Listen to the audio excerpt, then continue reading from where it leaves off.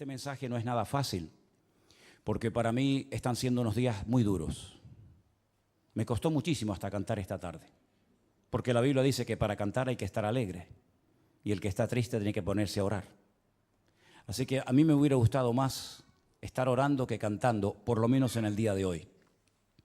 Porque como bien saben ustedes, y como me han dicho muchos amigos míos en Israel, vives en España, pero tu corazón está aquí. Yo sé positivamente que nunca más volveré a encontrar al Israel que conocí durante más de 20 años. Las cosas van a cambiar completamente en Israel, en Oriente Medio y en el mundo entero.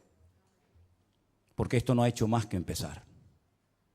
Nunca más volveremos a sentir y a disfrutar como disfrutábamos caminando por las calles de Israel, aunque volveremos, si Dios, esa es su voluntad, volveremos y en cuanto se abra la frontera, el primero en coger un avión e ir para allá voy a ser yo.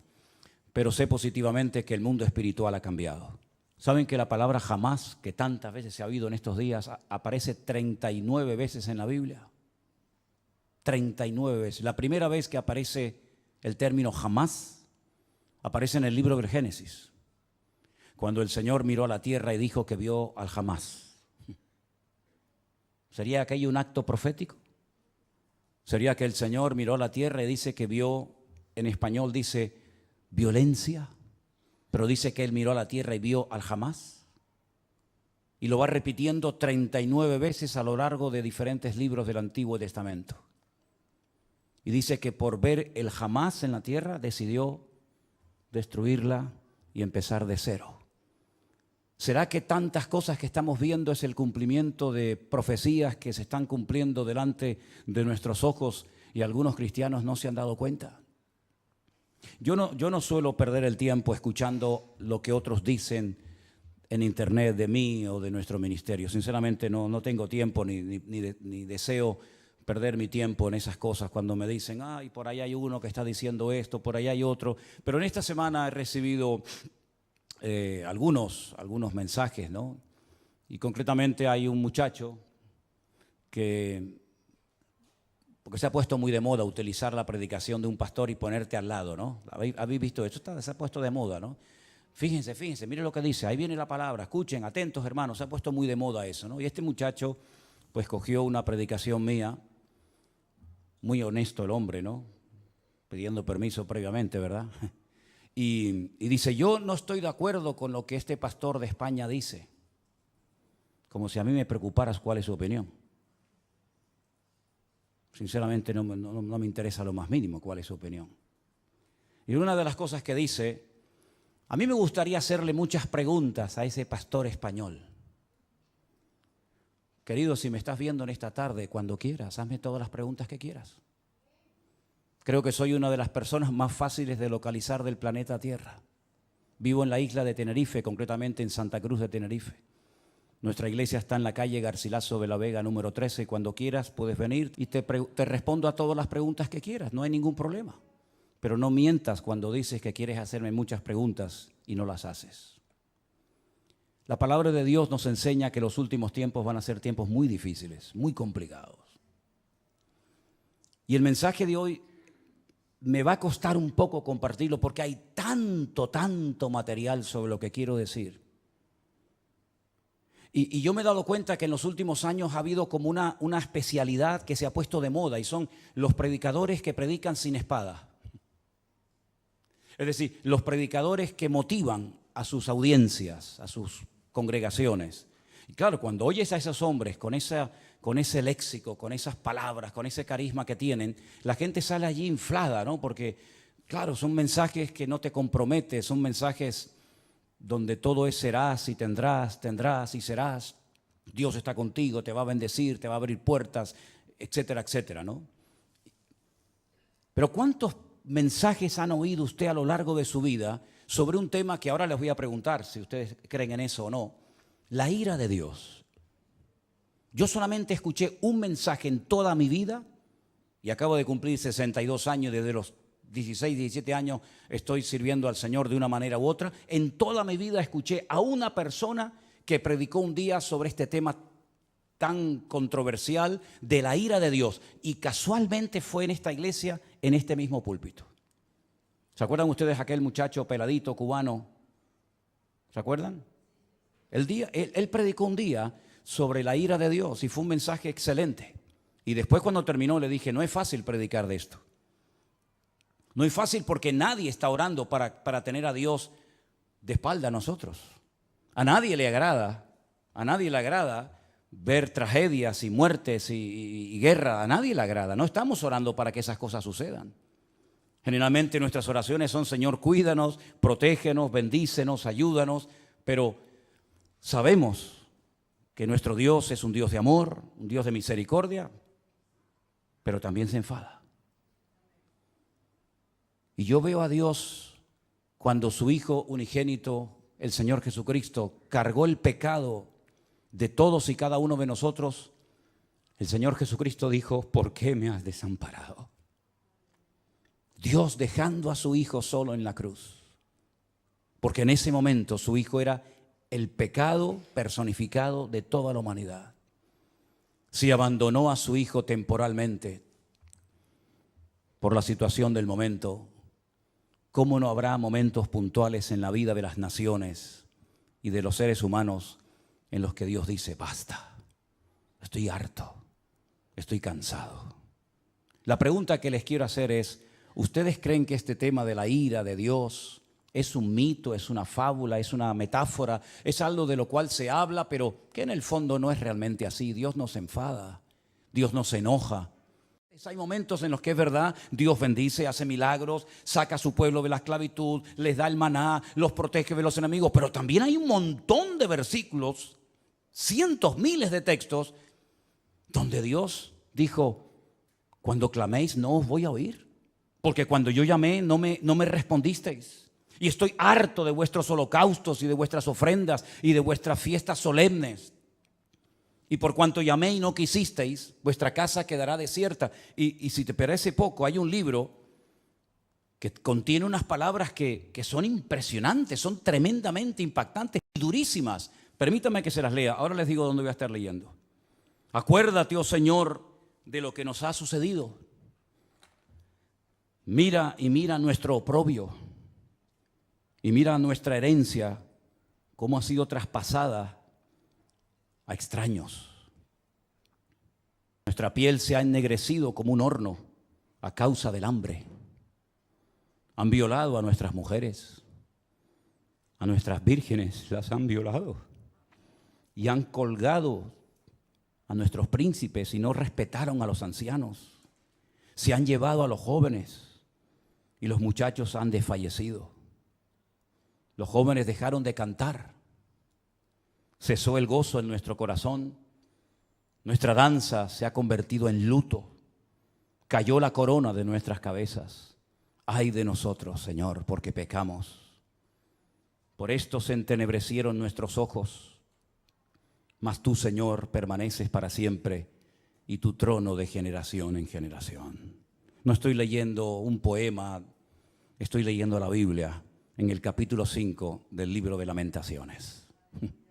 Es tremendo, ¿verdad? Es tremendo cuando Dios dice, basta, hasta aquí hemos llegado, se acabó. Es tremendo cuando Dios le dice a su pueblo, no voy a oír vuestras oraciones, no voy a estar presente en vuestras fiestas solemnes, no voy a oír. El cielo lo haré de bronce y vuestras oraciones no pasarán del techo. Es tremendo, ¿verdad? Cuando Dios ha permitido cosas tremendas en la historia que han afectado a millones de personas, como por ejemplo el diluvio. ¿Cuántas miles de personas habrán muerto en el diluvio, hermanos? Bueno, nadie lo puede saber con exactitud, pero yo creo que murieron miles de personas en el diluvio. Algunos dirán, bueno, millones. Bueno, está bien, millones. ¿Quién mandó el diluvio, hermanos? ¿Quién mandó el diluvio? ¿Quién le dijo a Noé, prepárate porque yo voy a mandar un diluvio a la tierra? ¿Quién fue el que destruyó las ciudades de Sodoma y de Gomorra? Si no fue tu Dios, ¿quién fue entonces? A mí me hace gracia cuando hay gente que dice, es que el Dios del Antiguo Testamento es completamente diferente al Dios del Nuevo Testamento. Y eso es muy peligroso hablar así, porque estás hablando como que hay dos dioses, uno malo y uno bueno. Uno que está siempre enfadado y enojado, y otro como que es benevolente, como Papá Noel o como San Nicolás, como lo llaman en otros países, ¿verdad? Que nos concede todo y no importa lo que hagamos. Pero esa no es la enseñanza bíblica. La enseñanza bíblica es que hay un solo Dios. Y el del antiguo es el del nuevo, y el del nuevo es el del antiguo, y no hay otro Dios. Lo que pasa es que hay momentos en los que Dios actúa con infinita misericordia y nos sorprende. Y a pesar de nuestras rebeliones y desobediencias nos cuida y nos bendice, pero dice, y lo he leído varias veces en esta semana, no lo hago por ustedes, que os quede claro, no lo hago por vosotros, sino para que mi nombre no siga siendo pisoteado y blasfemado entre vosotros. ¿Se da cuenta? ¿Y quién permitió la destrucción del primer templo de Jerusalén? ¿No fue Dios? ¿Quién le dio autoridad a Nabucodonosor para que quemara el templo y se llevara los tesoros a Babilonia y rompiera la ciudad de Jerusalén y durante 70 años no pudieran volver a su tierra? ¿Quién fue? ¿No fue Dios? ¿Y quién fue el que permitió la destrucción del segundo templo de Jerusalén, donde se cree que murieron 1 millón de judíos en la destrucción de la ciudad de Jerusalén? Y todas las matanzas y todas las guerras y todos los ríos y ríos de sangre que se podía haber evitado a lo largo de la historia. ¿Y quién fue el que permitió la Shoah? La Segunda Guerra Mundial. ¿Quién permitió todo aquello? Claro, hay predicadores que se han especializado en mensajes que motivan a la gente, ¿no? En mensajes de aliento, de ánimo. Hay tantos profetas y tantos pseudoapóstoles que cuando uno habla de la ira de Dios, del enojo, del enfado de Dios, como que se les mueve el piso porque dicen, no, yo no estoy de acuerdo con eso. Vuelvo a repetirles, yo no estoy en este lugar para que ustedes me aplaudan o me sigan o me admiren. Yo no estoy en este lugar para tener cada vez más audiencia y que la gente diga en los comentarios, estoy de acuerdo con usted, pastor, estoy de acuerdo. Y aunque estuvierais en contra, me da exactamente igual porque voy a seguir predicando lo que Dios dice en su palabra, independientemente de la reacción de la gente. En esta semana me han llamado miembro de Hamas, me han llamado nazi. En esta semana me han llamado de todo, porque no están de acuerdo con el mensaje sobre todo que di el domingo pasado y con la reflexión que di esta semana sobre estos acontecimientos. Pero yo quiero que una vez más vayamos a la palabra de Dios para que veamos que a veces la historia se vuelve a repetir. Claro, son otras personas, son otros nombres, otros momentos de la historia, pero se vuelven a repetir los mismos errores, pecados y defectos que otros cometieron. Vamos a comenzar a leer en Segunda de Crónicas, el capítulo 14. Y vamos a ver cómo Dios aguanta y soporta y tiene infinita misericordia, pero hay momentos en los que Dios tiene que hablar y actuar e intervenir en la historia. En el capítulo 14 de Segunda de Crónicas se relata la historia de un rey del sur de Judá llamado Asa. Era el hijo de un rey llamado Abías. Este rey, dice en Segunda de Crónicas capítulo 14, versículo 1, después Abías durmió con sus padres y fue sepultado en la ciudad de David. Y reinó en su lugar su hijo Asa, en cuyos días tuvo sosiego el país por 10 años. Así parece ser que durante 10 años estuvieron tranquilos, no pasó nada. Hizo Asa lo bueno y lo recto ante los ojos del Señor su Dios, porque quitó los altares de culto extraño y los lugares altos, quebró las imágenes y destruyó los símbolos de Acera, y mandó a Judá que buscase al Señor, el Dios de sus padres, y pusiese por obra la ley y sus mandamientos. Quitó asimismo de todas las ciudades de Judá los lugares altos y las imágenes, y estuvo el reino en paz bajo su reinado. Edificó ciudades fortificadas en Judá, por cuanto había paz en la tierra y no había guerra contra él en aquellos tiempos, porque el Señor le había dado paz. Dijo por tanto a Judá, edifiquemos estas ciudades y cerquémoslas de muros con torres, puertas y barras, ya que la tierra es nuestra, porque hemos buscado al Señor nuestro Dios, le hemos buscado y Él nos ha dado paz por todas partes. Edificaron pues y fueron prosperados. Si se terminara la historia de Asa con este versículo, podríamos decir que Asa fue un buen rey. Porque dice la Biblia que hizo lo bueno ante los ojos de Dios. Pero ¿dónde se prueba la fe verdadera de un creyente? ¿En la paz, en la calma, en la quietud, en la prosperidad? No. Ahí todo, mientras todo va bien, todo el mundo funciona y todo el mundo está contento. Dice que él era bueno delante de Dios y comenzó a hacer una serie de reformas y comenzó a fortificar ciudades y comenzó a hacer obras muy interesantes, muy buenas, necesarias también. Pero porque había paz, no había guerra en el país. Pero llegó el momento que las cosas cambiaron. Y tuvo también Asa ejército con escudos y lanzas. Tuvo de Judá 300,000. Es curioso, ¿no? El mismo número de reservistas que Israel ha movilizado en estos días, 300,000. Y de Benjamín 280,000, es decir, tenía 580,000 soldados entre su tribu y la tribu de Benjamín, que traían escudo y entensaban arcos, todos hombres diestros. Versículo 9. Salió contra ellos Zera, etíope, con un ejército de 1,000,000 de hombres. 1,000,000 de hombres. Y además tenían 300 carros y vino hasta Maresa. Entonces salió Asa contra él, ordenaron la batalla en el valle de Cefata junto a Maresa, y clamó Asa al Señor su Dios y dijo, escuchen la oración: oh Señor, para ti no hay diferencia alguna en dar ayuda al poderoso o al que no tiene fuerzas.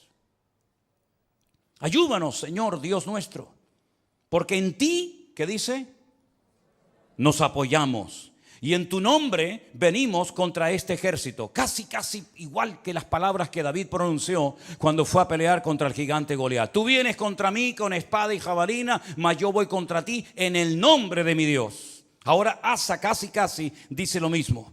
Ayúdanos, porque en tu nombre venimos contra este ejército. Oh Dios, tú eres nuestro Dios. Que no prevalezca el hombre contra nosotros. ¿Qué pasó? Que el Señor, Jehová, deshizo a los etíopes delante de Asa y delante de Judá, y huyeron los etíopes, que eran 1,000,000 de hombres armados hasta los dientes, y además 300 carros de combate. Era humanamente imposible hacer frente y vencer a este poderosísimo enemigo, porque la desproporción era enorme. Tenían 580,000 hombres, pero el enemigo viene contra ti con 1,000,000 de soldados y no vas a poder hacer frente a esta guerra. ¿Qué fue lo que hizo Asa? Orar. Señor, ayúdanos. Nos apoyamos solamente en ti. Dios le respondió sí o no. ¿Vio una contundente victoria? Sí o no. ¿Fue el enemigo derrotado? Sí o no.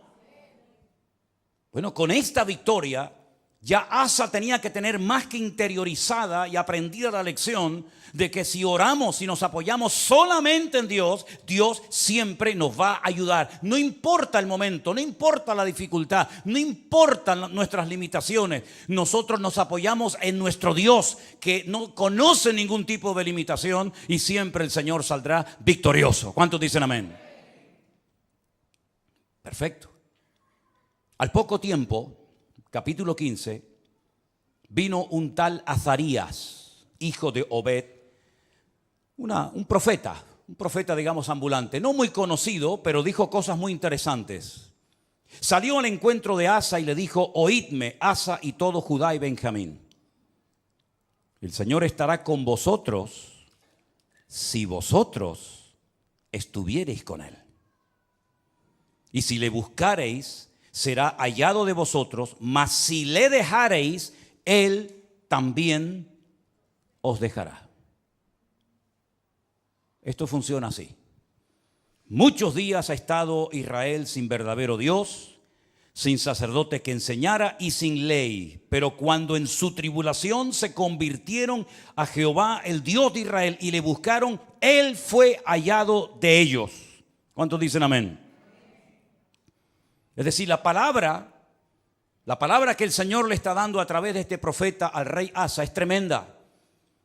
Si siguen en esta línea, si siguen apoyándose en el Señor, si siguen confiando en Él y en su palabra, si no se apartan de su ley, de sus mandamientos, el Señor estará con vosotros. Ya os lo ha demostrado clarísimamente. No importa si viene 1,000,000 o 5 o 20, da igual. Tú mismo, rey Asa, has dicho en tu oración que tú ayudas tanto al poderoso como al que no tiene ninguna fuerza.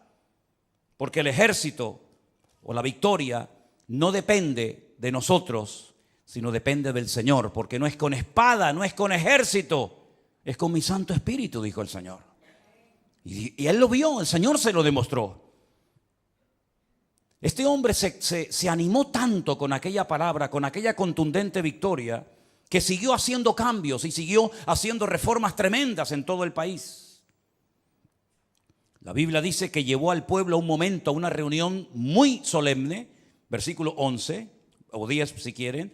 Dice que se reunieron en Jerusalén en el mes tercero del año 15º del reinado de Asa, y en aquel mismo día sacrificaron para el Señor del botín que habían traído, escuche esto, 700 bueyes y 7,000 ovejas. Aquello tenía que ser un río de sangre terrible. Sacrificar 700 bueyes y 7,000 ovejas, aquello tuvo que ser algo impresionante. Pero a él no le importaba darle todos estos sacrificios al Señor, porque él estaba contento, él estaba agradecido, porque él había visto la mano de Dios poderosa. Y además dice que prometieron, versículo 12, solemnemente que buscarían a Jehová, el Dios de sus padres, de todo su corazón y con toda su alma. Lo juraron delante de Dios. Se tomaron en serio este juramento. Y cualquiera que no buscase al Señor, el Dios de Israel, que muriera, fuera grande o pequeño, hombre o mujer. Juraron al Señor con gran voz y júbilo, al son de trompetas y bocinas. Y todos los de Judá se alegraron en este juramento, porque de todo corazón lo juraban y toda su voluntad lo buscaban, y fue hallado de ellos, porque el Señor les dio paz por todas partes. ¿Cuántos dicen amén? Va bien la historia, ¿no? Va bien, vamos bien, vamos bien. El hombre está siendo bendecido, el hombre está siendo usado, Dios está dando paz, Dios está respondiendo a su oración, el enemigo está siendo derrotado y humillado. Vamos bien, gloria a Dios, gloria a Dios. Hace una cosa muy interesante. Estaba el hombre tan entusiasmado y tan contento con su Dios que hasta a su propia madre la puso en su sitio.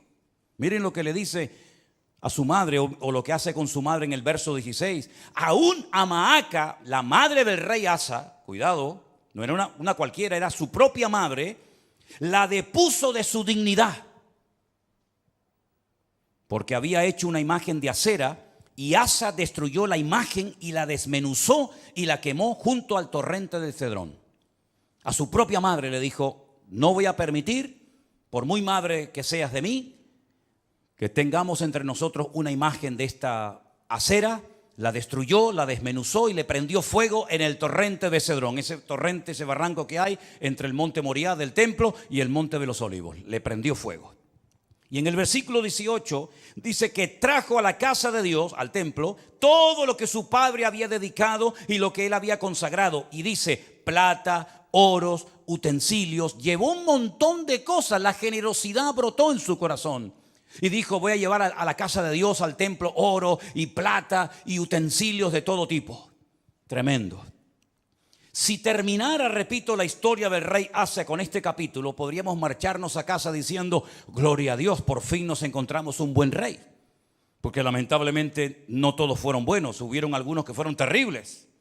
Pero este por lo menos fue bueno. Pero es que la historia continúa.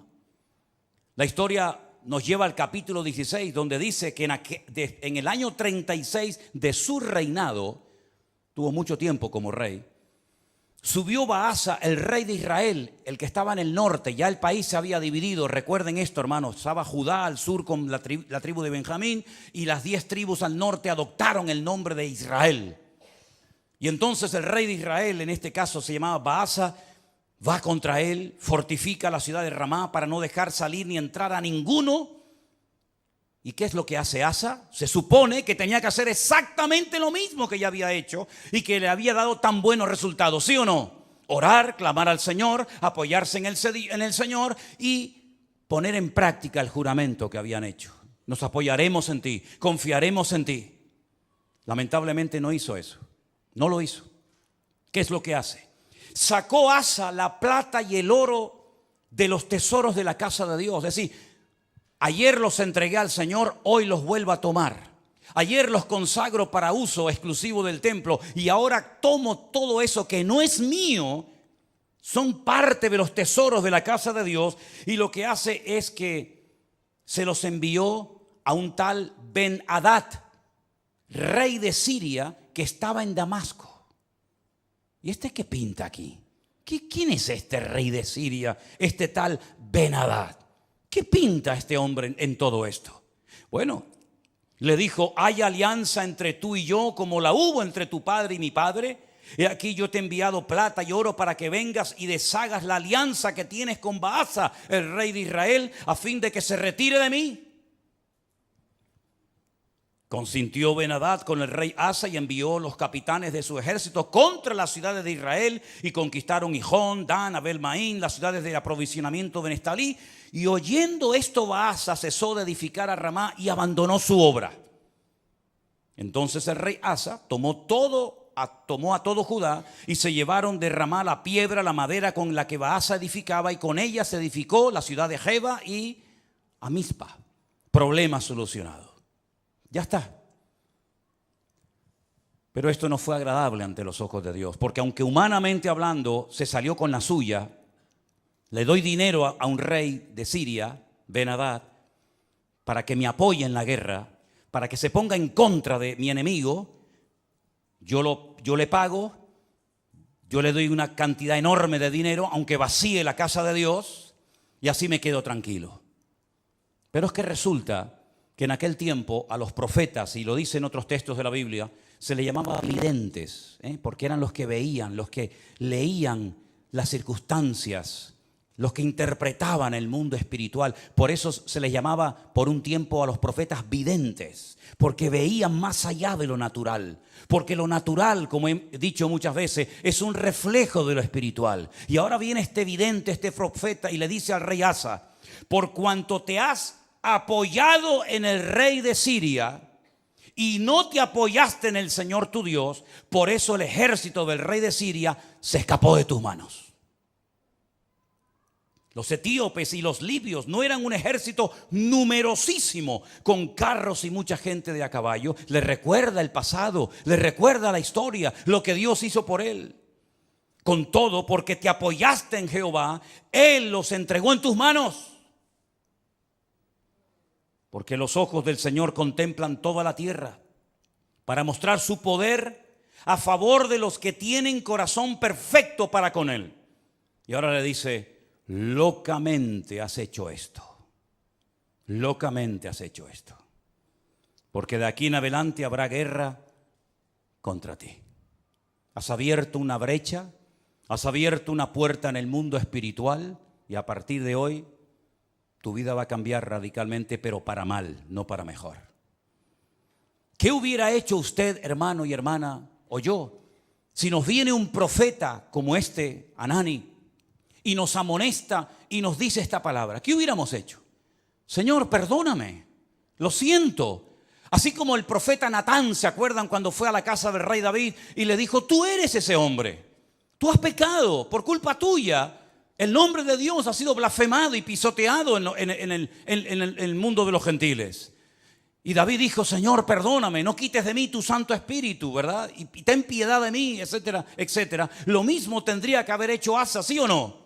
Era un hombre de Dios, conocía la palabra, había visto el poder de Dios en su vida, en su reinado. Lo lógico hubiera sido decir: perdóname, Señor, lo siento mucho, he dado un mal ejemplo al país, sacando los tesoros de la casa de Dios y dándoselos a un pagano para que me ayude, como si no tuviéramos un Dios más poderoso que el rey de Siria, Ben-Hadad. ¿No te das cuenta, querido hermano, que cada vez que te apoyas en algo o en alguien que no es Dios, el que se lleva la gloria no es Dios, sino el que en la persona en la que te has apoyado?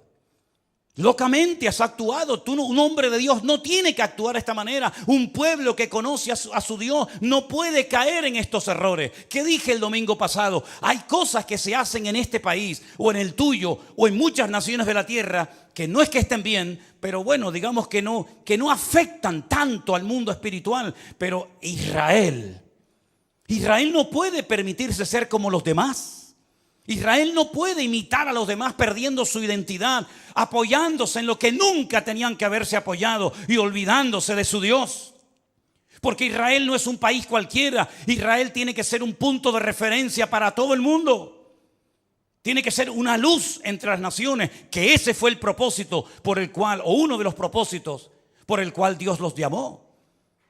Así que has actuado locamente porque tú tenías que haberte apoyado en el Dios Todopoderoso que te ha demostrado que es un Dios poderoso y que no importa si vienen 1 millón o 20 contra ti, el Señor te va a librar. Y como hemos cantado esta tarde, y espero que no solamente haya sido una canción, sino algo que tenemos claro en nuestra vida: por un camino vendrán y por 7 huirán. Y él sabía ese versículo que hemos cantado en esta tarde. Pero ¿qué pasó? Versículo 10. Se enojó Asa contra el vidente. Se enfadó contra el profeta. Lo mete en la cárcel porque se encolerizó grandemente a causa de esto. No le hizo gracia la palabra del profeta Hanani. No le gustó. Oprimió Asa en aquel tiempo a algunos del pueblo. Mas he aquí los hechos de Asa, primeros y postreros, están escritos en el libro de los reyes de Judá y de Israel. Ahora escucha bien. En el año 39, pocos años después de su reinado, este rey enfermó gravemente de los pies. Y en su enfermedad, ¿a quién buscó? A los médicos. Como diciendo, ni en mi enfermedad me voy a humillar delante de Dios. No está mal ir a los médicos, ni mucho menos. El Señor dice en su palabra: yo envío sanidad y medicina a mi pueblo. Pero la actitud de Asa es de soberbio, es de arrogante, es decir, estoy enfermo, si clamara al Señor, Dios me podría sanar, pero no lo voy a hacer, porque no quiero saber nada de ese Dios. Y dice que en su enfermedad buscó a los médicos en vez de a Dios. Al final, murió. En el año 41 de su reinado, lo sepultaron en los sepulcros que él había hecho para sí en la ciudad de David. Lo sepultaron en un ataúd y le llenaron de perfumes y de diversas especies aromáticas preparadas por expertos perfumistas e hicieron un gran fuego en su honor. Perfumes para el muerto. Y ahí se acaba la vida y el reinado de Asa. ¿Qué les parece? ¿Qué les parece? Bueno, esto al fin y al cabo es una historia del pasado, de la cual podemos extraer ciertas y determinadas aplicaciones y lecciones para nuestra vida. Pero ¿saben qué? El hombre no aprende. El hombre no aprende. Sigue cometiendo los mismos errores, los mismos pecados, y en vez de apoyarse solamente en Dios, que los ha librado tantas veces de ser destruidos y tragados por sus enemigos, vuelven a apoyarse en ejércitos extranjeros, en la ayuda de hombres, en vez de apoyarse única y exclusivamente en su Dios. Hemos leído en esta tarde, espero que hayan prestado atención: el Señor es mi luz y mi salvación. No temeré lo que me pueda hacer el hombre. Ellos tienen una palabra que dice: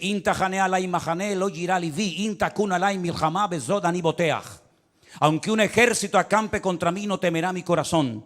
Aunque contra mí se levante en guerra, yo viviré confiado. Eso es lo que dice la palabra.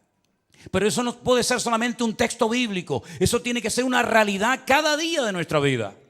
Dejemos por un momento a Israel a un lado. Tú, cuando tienes problemas económicos, y cuando tienes problemas matrimoniales, o cuando tienes problemas de cualquier otra índole, ¿en quién te apoyas? ¿En quién pones tu confianza? A ver si nos va a pasar lo mismo que a Asa. El Señor libró a su pueblo de la esclavitud. Podían haber muerto todos en Egipto. De hecho, estaban lanzando a los niños al río Nilo para que murieran. Podían haber muerto en el cautiverio en Babilonia. De hecho, dice que algunos de ellos los lanzaban a hornos de fuego y a otros los lanzaban a fosos llenos de leones. Podían haber muerto en la Edad Media, cuando la corona española junto con la Inquisición comenzó a matar gente por todas partes de España, incluido también a ellos. Podían haber desaparecido en la Segunda Guerra Mundial. Podían haber perecido en cualquier otro momento de la historia, pero Dios siempre, siempre ha tenido misericordia de ese pueblo. Cuando estaban con la soga hasta el cuello, en su angustia invocaban a Dios y Dios les respondía. Y han demostrado a lo largo de la historia que no importa si son poquitos o muchos, la mano del Señor siempre ha estado con ellos. En 1967, 5 naciones tremendamente poderosas con un odio tremendo contra ellos. Porque no solamente sus enemigos se conforman con echarlos al mar, como decían los jordanos en su momento, con echarlos al agua, sino con arrasarlos, que no haya ni un solo judío en toda la faz de la tierra, nunca más. Ya lo intentaron los griegos, lo intentaron los romanos, ya lo intentó mucha gente. Y en aquellos días, una semana de guerra para vencer a 5 naciones, a 5 potencias militares. En 7 días, y al 7º reposaron, fue más que suficiente para demostrarle al mundo que el Dios de Israel es el Dios todopoderoso.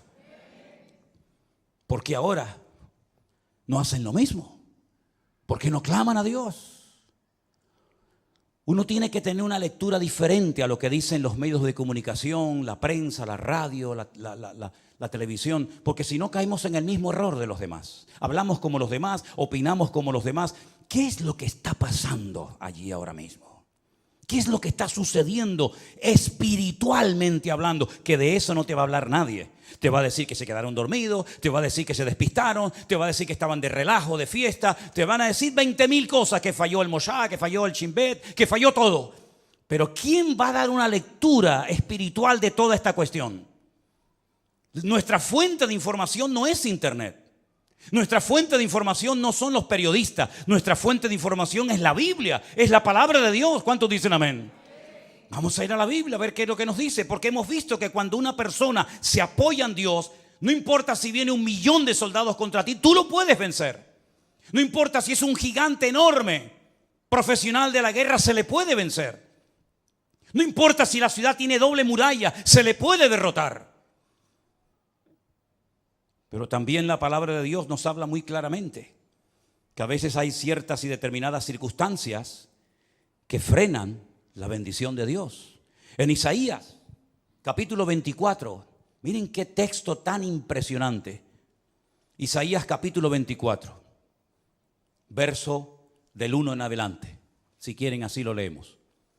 He aquí que el Señor vacía la tierra y la desnuda, y trastorna su faz y hace esparcir a sus moradores.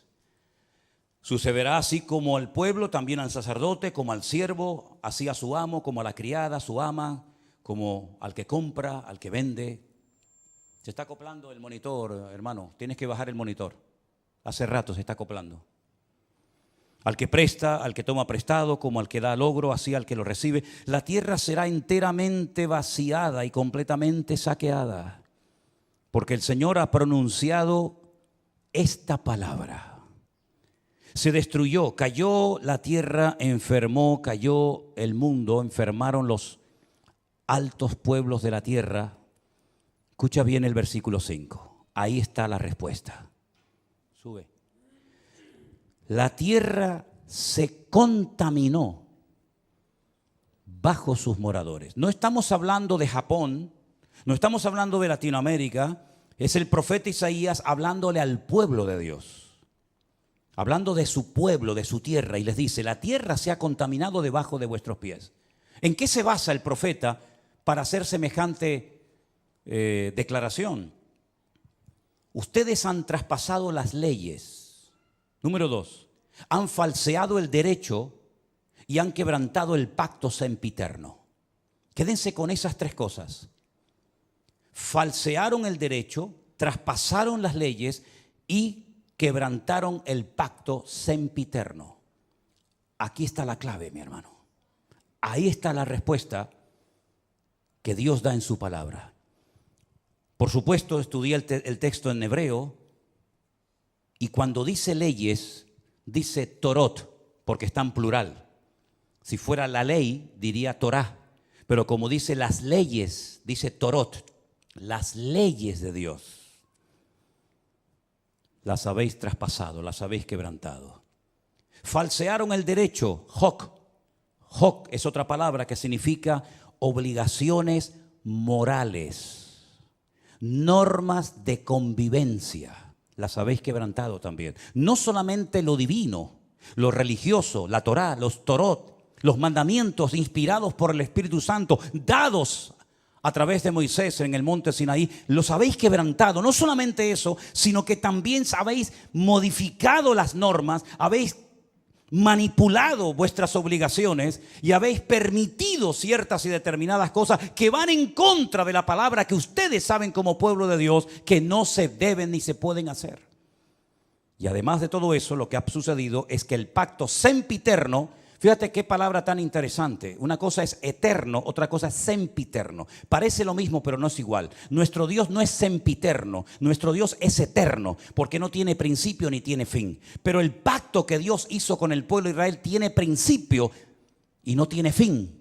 Por eso se llama un pacto sempieterno. No es un sinónimo, sino es una connotación diferente. Dice el Brit Olam. El Brit Olam en hebreo se ha traducido muy bien en esta ocasión por un pacto que tuvo un principio. ¿Dónde tuvo el pacto ese principio? Vamos a verlo ahora.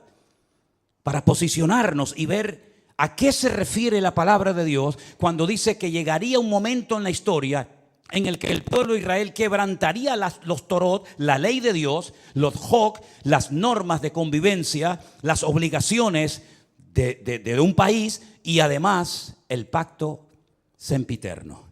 Ese pacto del cual está haciendo referencia a Isaías se menciona en el primer libro de la Biblia, el libro del Génesis. Cuando el Señor le dice a Abraham, tenemos que remontarnos a los tiempos de Abraham, espero que no se estén perdiendo, porque para mí es tremendamente interesante que ustedes entiendan esta porción y este mensaje hoy. El Señor le dice a Abraham, yo estableceré mi pacto entre mí y ti, y entre tu descendencia por tus generaciones. Es decir, el pacto no termina con tu muerte. El pacto no termina cuando tu hijo se muera, Isaac, o cuando tu nieto Jacob muera, sino que será un pacto con toda tu descendencia por todas las generaciones, y yo seré tu Dios y el de tu descendencia para siempre. Este es mi pacto. Este es mi pacto, versículo 10. Este no es el pacto que Jesús hizo en el huerto, en Jerusalén cuando dijo, tomad y comed, esto es mi cuerpo. No, ese no es. Este es otro pacto. Este es un pacto que está haciendo con Abraham, el padre de la nación hebrea. El pacto que Dios hizo con este varón le dice, guardaréis entre mí y vosotros y tu descendencia después de ti. Será circuncidado todo varón entre vosotros. Es decir, siempre hay una señal de un pacto. ¿Cómo puedo yo demostrar que Dios ha hecho un pacto conmigo? ¿Cómo lo puedo demostrar? Bueno, Dios me dijo ya, Dios te dijo, pero las palabras se las lleva el viento, como dice el refrán. ¿Cómo podía Noé demostrar que Dios había hecho un pacto con él? Cuando veáis el arco en las nubes, esa es la señal del pacto que yo he hecho con ti. Perfecto. ¿Y cómo podía Abraham demostrar, o la descendencia de Abraham, que Dios había hecho un pacto con ellos, que los había escogido de entre todas las naciones? Esta será la señal del pacto. Circuncidaréis la carne de vuestro prepucio y os será por señal entre mí y vosotros. A la edad de 8 días. Luego no es un pacto con la nación islámica, con los árabes, porque los árabes se circuncidan a los 13 años. Y los judíos circuncidan a sus hijos a los 8 días. ¿Te das cuenta? El pacto va a ser una señal que vas a llevar toda tu vida en tu carne, en tu cuerpo. Y se la tienes que hacer al bebé a los 8 días. Por vuestras generaciones. El nacido en casa, el comprado por dinero, también los extranjeros que no fueren de tu linaje. Debe ser circuncidado el nacido en tu casa, el comprado por dinero. Estará mi pacto en vuestra carne por pacto perpetuo.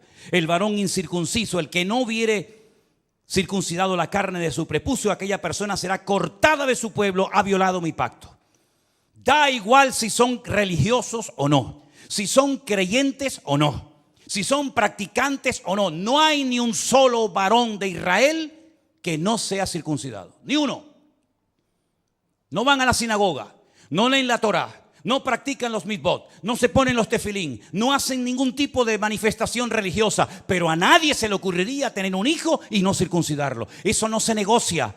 Aunque te hayas casado con una chica no judía, jamás por amor a tu mujer no judía vas a decir, bueno, al niño no lo circuncidamos. No, lo han hecho en todas partes, en Egipto. En la Segunda Guerra Mundial lo hacían, a escondidas lo hacían, por la prohibición que los reyes católicos pusieron de que no se podía seguir circuncidando. Es la señal del pacto. Todos los hombres en Israel están circuncidados. Llevan en su carne la señal de que están bajo un pacto. Lo entiendan o no, ustedes se han metido debajo de un pacto. ¿Cómo se llama Israel? ¿Cómo se llama ese país? Israel, no. Estado judío de Israel. Es decir, estáis bajo un pacto que Dios ha hecho con vosotros. Y lo creáis o no, lo entendáis o no, ustedes llevan en su cuerpo una marca como señal de que estáis bajo ese pacto. Isaías dice en el capítulo 24 que hemos leído en esta tarde, vosotros habéis quebrantado el pacto. Vosotros habéis traspasado las leyes y habéis falseado el derecho. La ley de Dios no se modifica, no se le quita ni se le añade nada. Ya están los 613 mandamientos en lo que se conoce como la ley, la Torá, el Pentateuco, el Humash, ponle el nombre que usted quiera. 613 mandamientos, no se le quita ni se le pone nada. Si quieres saber cuáles son esos mandamientos, tienes ahí Génesis, Éxodo, Levítico, Número y Deuteronomio. Ahí están todos. Eso ya no se puede tocar.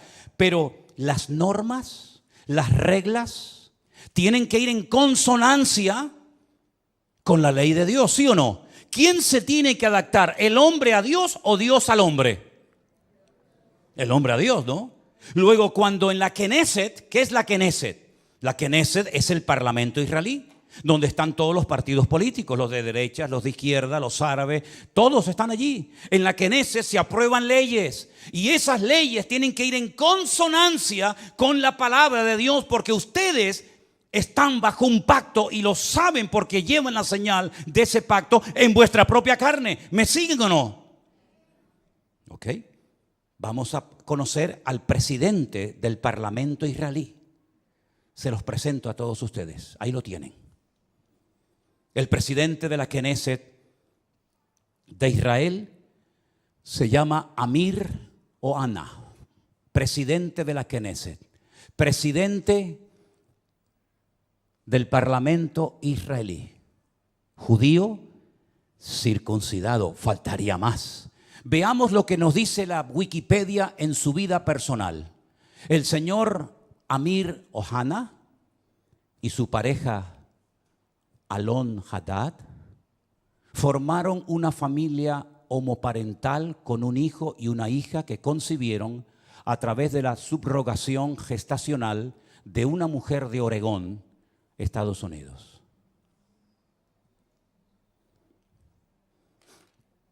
Sin comentarios. Gracias. Presidente del Parlamento israelí.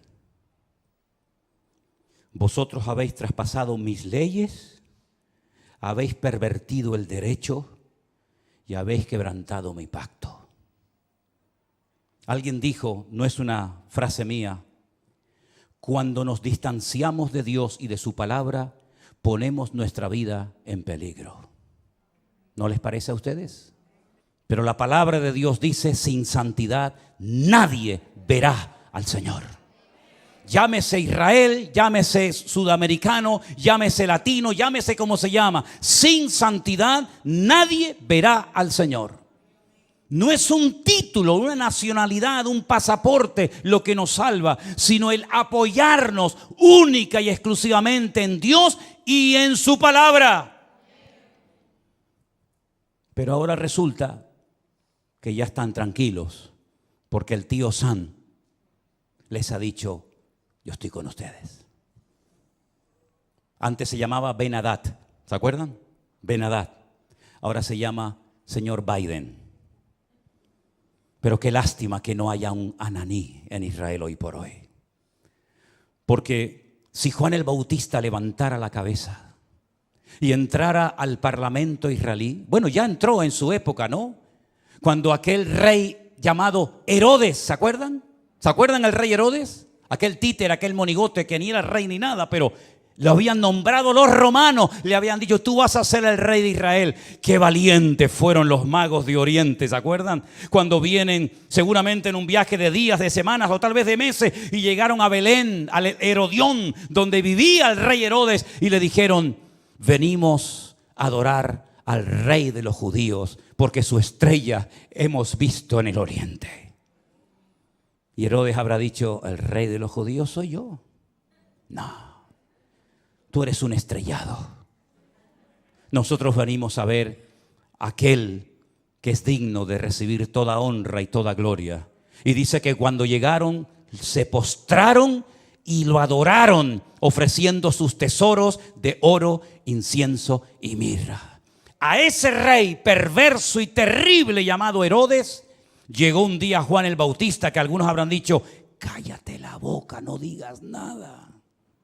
Te la está jugando, y le dijo, no te es lícito haberle robado la mujer a tu hermano y llevártela a tu cama y acostarte con ella. No te es lícito, adúltero. ¿Qué le costó a Juan el Bautista esa declaración? La cabeza. El rey Herodes quiere hablar contigo. Jesús dijo, decidle a esa zorra. Y me dicen a mí que yo soy duro hablando. Decidle a esa zorra. Y no fue a verlo. Y no fue a verlo.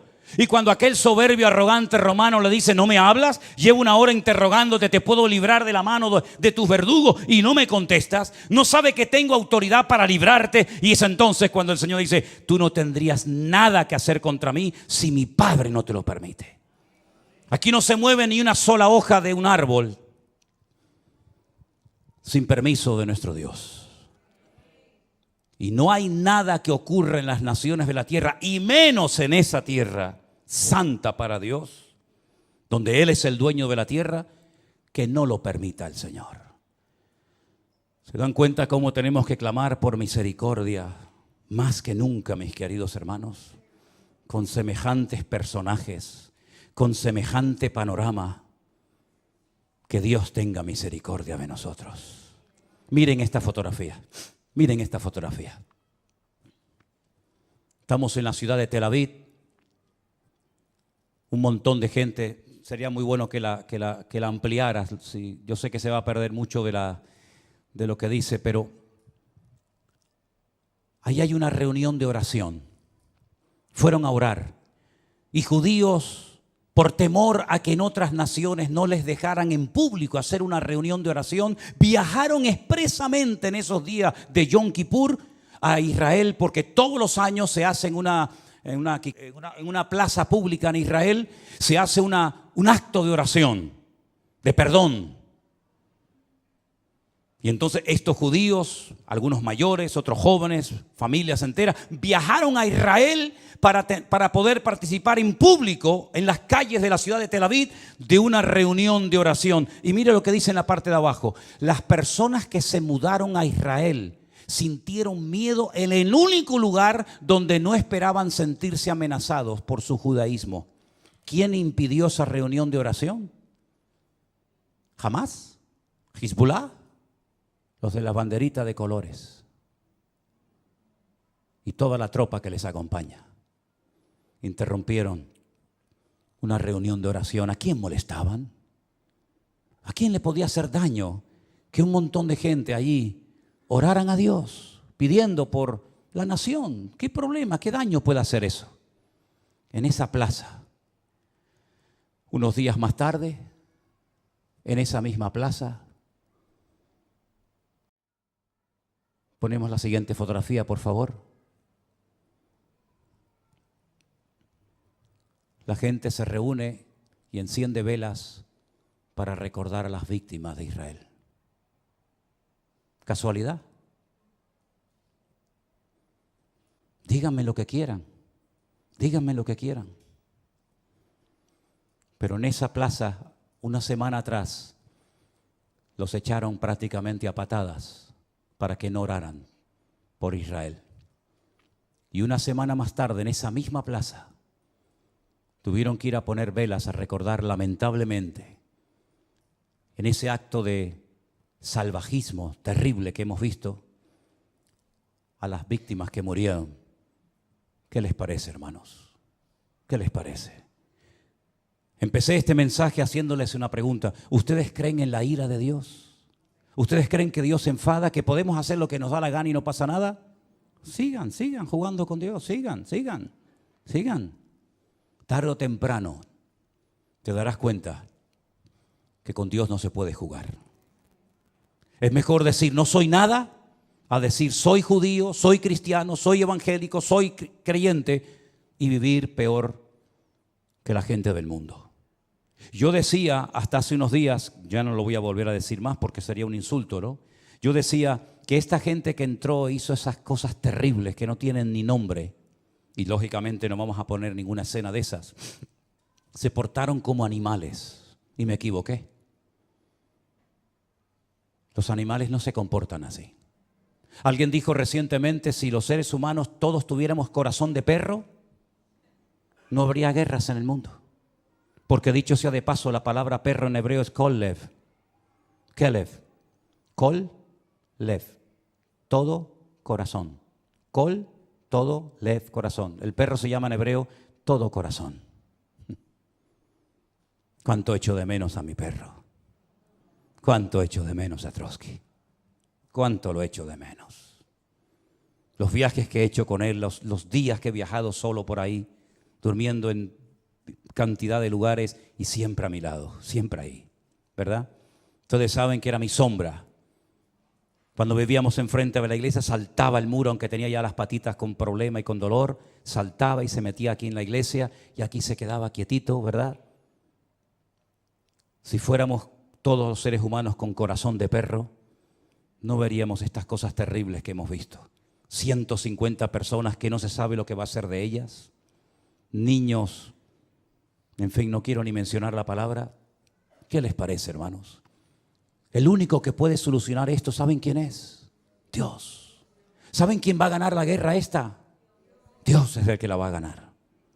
Y si todo esto lleva al hombre a ponerse de rodillas y a pedir perdón, pues gloria a Dios.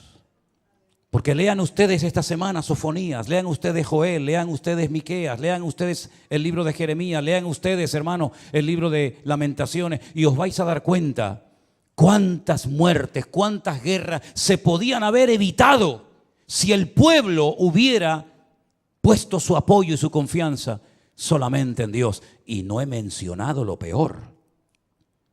Lo voy a mencionar así de pasadas, pero no nos olvidemos que un papa pidió perdón, ya tarde, pero bueno, por lo menos pidió perdón por la Inquisición. Un rey español pidió perdón por haber expulsado al pueblo de Israel de España, robándoles todas sus posesiones y mandándolos con lo puesto. Alemania pidió perdón hace años por lo que había hecho, y mira qué país tan bendecido y tan próspero es Alemania, ¿eh? Pero el pueblo de Israel, que yo sepa, pueblo que amo, y si pudiera ir allí ahora mismo iría, nunca pidió perdón por haber matado a mi amado Señor San Jesucristo. Nunca lo hizo. Es más, su nombre es blasfemado cada día. Entonces, queridos hermanos, ¿tiene o no tiene Dios misericordia de nosotros y de su pueblo Israel?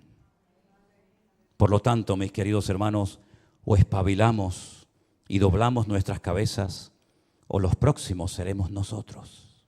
¿Se acuerdan lo que me dijo aquel rabino en aquel muro aquel día? Ahora es Ucrania, pasado mañana será Israel, después seréis vosotros. ¿A dónde van a ir esos miles y miles de refugiados? Jordania no ha abierto sus fronteras diciéndole, vengan, vengan, tenemos un país enorme, grandísimo, de miles y miles de kilómetros. Vengan aquí. Al fin y al cabo, los palestinos, ¿de dónde eran? Eran jordanos. Los viejos que viven en Israel, ¿qué pañuelos se ponen en la cabeza? ¿Con qué se ponen en la cabeza? ¿De qué color es? ¿De qué color es? ¿Blanco y negro? No. Blanco y rojo. El pañuelo de Jordania. Miren la bandera de Jordania, miren la bandera palestina. Son iguales, simplemente que han puesto ahí una estrella. Pero Jordania no ha dicho, vengan para acá, les recibimos. Arabia Saudita no los ha invitado a venir. Los iraníes, que tanto los aman y los apoyan. Qatar, país rico, no ha invitado a ninguno de ellos. Todos los quieren, pero lejos. ¿A dónde van a venir todas esas personas? ¿A dónde vinieron los sirios cuando fue la guerra en Siria? ¿A dónde fueron los libios? ¿A dónde van a ir? A Europa. Aquí tienen pagas, aquí tienen comida, aquí tienen todo lo que sus hermanos árabes jamás les van a dar. Así es que he dicho muchas veces, lo mejor está por venir. Pero bíblicamente, para ciertos sectores de la tierra, lo peor está por venir. Porque si les interesa el tema, lean esta semana detenidamente capítulo 38 y 39 de Ezequiel. Ahí te dice quién va a atacar y cuándo lo va a hacer. Y no son estos, Hay un dato tremendamente significativo. Esta guerra va a terminar, por supuesto que sí.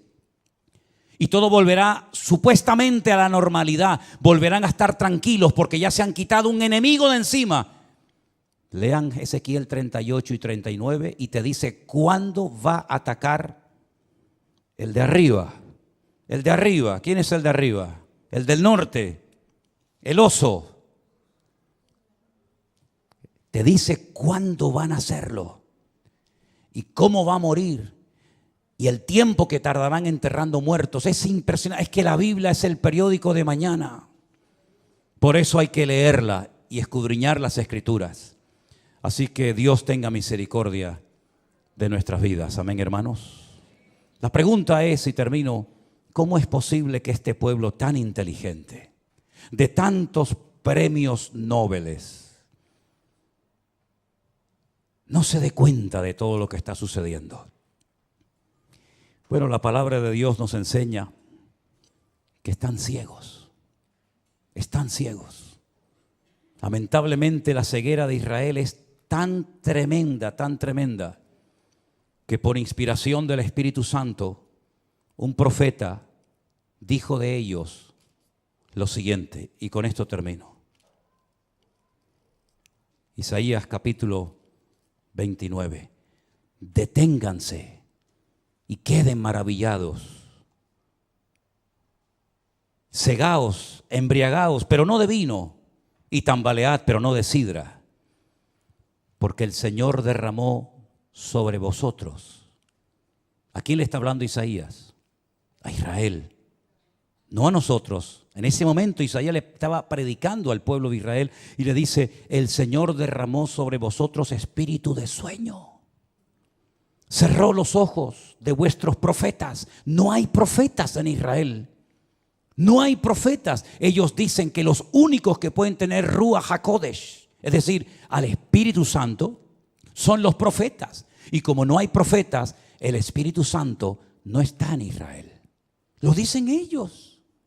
Dice, cerró los ojos de vuestros profetas y puso velos sobre las cabezas de vuestros videntes. No dice Pablo que tienen un velo, que cuando leen no entienden porque tienen un velo y hasta que no se conviertan a Cristo, el velo no les será quitado. ¿No dice eso la Biblia?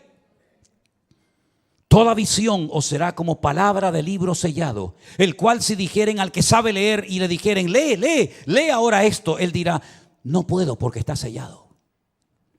Y si le dijere, si se le diere el libro al que no sabe leer, diciéndole, lee ahora esto, dice, no sé leer. Dice el Señor, escuchen bien esto. Esto es una sentencia tremenda. Este pueblo se acerca a mí con su boca y con sus labios me honra, pero su corazón está lejos de mí. No te enfades conmigo, querido. Pelea con Isaías. Yo no escribí esto. Con su boca me honran, con sus labios, pero su corazón está lejos de mí.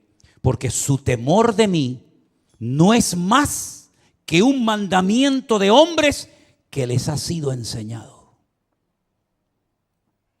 Por tanto, he aquí que nuevamente excitaré yo la admiración de este pueblo con un prodigio grande y espantoso. Perecerá la sabiduría de sus sabios, se desvanecerá la inteligencia de sus entendidos. Ay de los que se esconden de Dios, encubriendo el consejo. Sus obras están en tinieblas y dicen: ¿quién nos ve? ¿Quién nos conoce? Vuestra perversidad ciertamente será reputada como el barro del alfarero. ¿Acaso la obra dirá de su hacedor: no me hizo? ¿Dirá la vasija de aquel que le ha formado: no entendió? Hermanos queridos, necesitamos orar más que nunca para que Dios tenga misericordia de ese pueblo, de sus dirigentes, como de todos y cada uno de nosotros. Y Dios volverá, claro que sí, otra vez a tener misericordia de su pueblo. Y otra vez llenará su boca de risa. Y otra vez dirán entre las naciones: grandes cosas ha hecho el Señor con estos. Pero ya es tiempo de que despertemos y nos demos cuenta de que hay cosas que se pueden evitar en la vida si obedecemos a Dios. ¿Por qué aprender a base de lágrimas? ¿Por qué aprender a base de humillaciones? ¿Por qué aprender a base de palos? Si el Señor nos ha dejado en su palabra las instrucciones concretas y específicas para no sufrir innecesariamente, para no morir antes de tiempo, para no tener que hacer el ridículo, porque el Señor creó a ese pueblo para que fueran siempre cabeza y nunca cola, para que estuvieran siempre arriba y nunca debajo. Eso fue lo primero una de las cosas que más me impactó cuando yo fui a Israel, sobre todo al Kotel HaMaraví, al Muro de los Lamentos. Yo llegué al Muro de los Lamentos, una plaza enorme, y hay una pared, como ustedes saben, grandísima.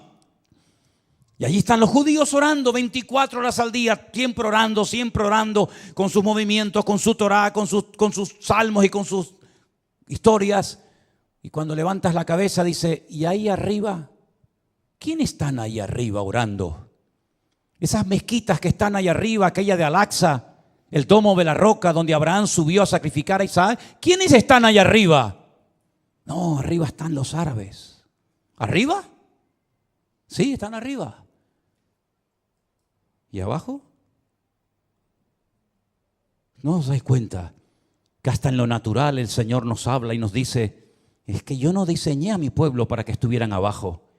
Yo diseñé a mi pueblo para que estuvieran arriba y fueran cabeza y no cola. Pero eso no sucede por tener un pasaporte azul con la menorá y decir: soy del Estado de Israel. Eso sucede cuando circuncidas tu corazón y te conviertes de corazón al Señor que te amó eternamente y te lleva esculpida en las palmas de sus manos. Cerramos nuestros ojos en esta noche. Mediten en esto. Reflexionen en estas palabras. También a nosotros el Señor nos llama al arrepentimiento, a una conversión genuina. Claro que sí, no estamos exentos. Si esto se hace con las ramas naturales, ¿qué no se hará con las ramas que hemos sido injertados en el olivo verdadero? Por lo tanto, mis queridos hermanos, aprendamos la lección. Dios viene a buscar un pueblo sin mancha y sin arrugas. Que Dios se apiade de nuestras vidas. Repasemos todas estas lecturas, estos textos bíblicos. Y por encima de todo esto está nuestro amor al pueblo de Dios, el remanente verdadero que habita en Israel. Nuestros hermanos en Cristo que alaban y honran al Señor como nosotros. Los que se guardan del pecado, de las contaminaciones de la carne, los que van contracorriente, aunque sean criticados, aunque sean perseguidos, aunque sean objeto de burla, pero allí están. No han doblado sus rodillas, como le dice el Señor al profeta Elías. Hay 7,000 varones que no han doblado sus rodillas ante Baal. Y en Israel hay muchos hermanos, pastores, congregaciones, siervos de Dios, que no han doblado sus rodillas ante Baal, ni ante nadie, sino que se apoyan única y exclusivamente en el Señor Dios Todopoderoso. Aleluya. Recibe nuestras vidas en esta tarde como olor fragante, como ofrenda derramada delante de tu altar, oh Dios. Aleluya. Ponemos de pie. Si tú dispusieres tu corazón y extendieres a Él tus manos, levantarás tu rostro limpio de mancha, será fuerte y nada temerá.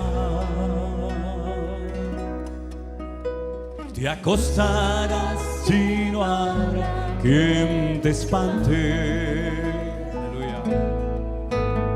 Y muchos suplicarán tu favor. Te acostarás y no habrá quien te espante. Y muchos suplicarán tu favor. Lo conmigo. Si tú dispusieres tu corazón y extendieres a Él tus manos, levantarás tu rostro limpio de mancha.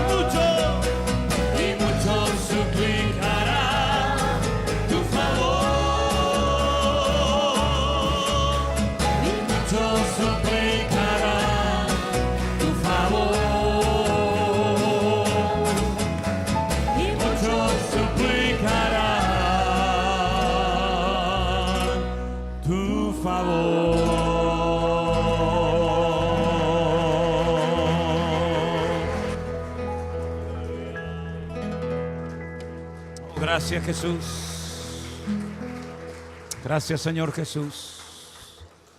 La vida de Asa terminó siendo como cualquier otro ser humano, enterrado.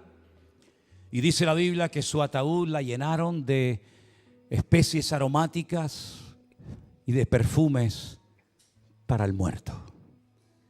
Una mujer hace 2000 años cogió su vaso de alabastro de perfume de nardo puro y lo derramó no sobre un muerto, lo derramó sobre los pies del Señor Jesús.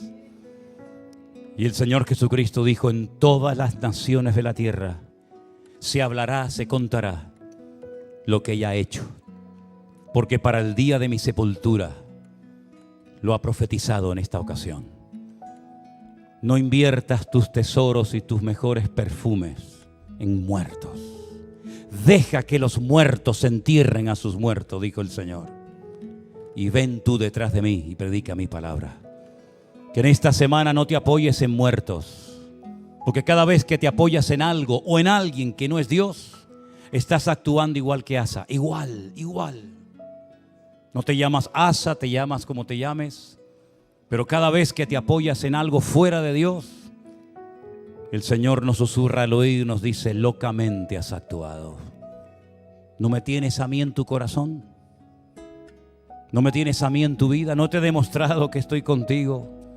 Que te he salvado de la muerte tantas veces y que estás en pie gracias a mi misericordia.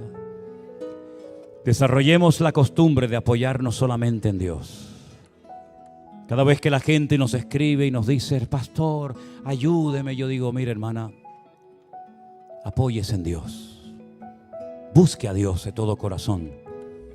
Busque al Señor en medio de su dolor, de su enfermedad, de su crisis matrimonial, de su angustia, y el Señor le bendecirá y le sorprenderá grandemente. Y eso es lo que tenemos que hacer los cristianos. No apoyarnos en el hombre, apoyarnos únicamente en el que vive por los siglos de los siglos, amén, en el Señor nuestro Dios. Fuerte ese aplauso a Él. Aleluya, aleluya, amén.